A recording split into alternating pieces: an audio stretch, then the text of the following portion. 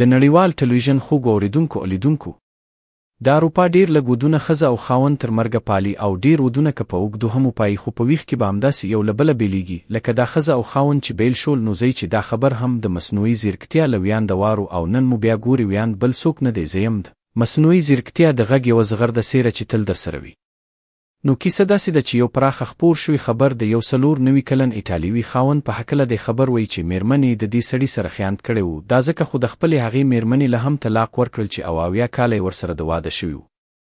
دې خاوند ته څرګنده شوه چې میرمنه یې د 1940 په لسیزه کې د یو بل نارینه سره پریوتله او د هغه سره یې جنسي اړیکې لرل. ویل کېږي چې د ښاغلي د خپلې میرمنې هغه لیکونه وموندل چې بل سړي ته یې لیږلي وو. دا ځکه خو یې خپله میرمنه تر واده او تر 4 بچو وروسته هم پرېښودله.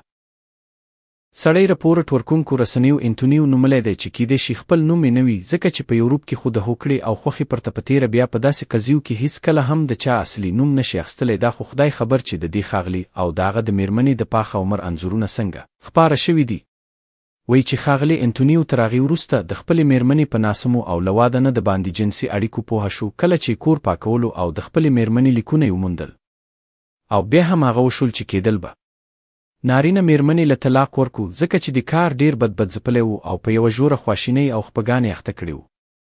که څه هم دا اړیکه 60 کاله وړاندې د میرمنې او هغه بل سړي په منځ کې پیدا شوې وه، خو اغیزه یې دومره وه چې دوی یې تر 80 کلن واده نه وروسته هم یو د بله بیل کړل، او دا واده هم لکه د اروپا ګڼ نور ودونه تر طلاقو ورسېد. او طلاق هم داسې نه و چې په لنډو دې وشي، بلکې د نړۍ تر 80 کلن واده وروسته وشول، او د نړۍ پکچې خبر هم جوړ کو.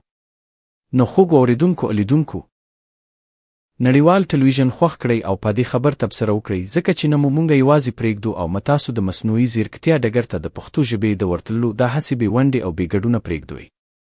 مننه او کور ودان.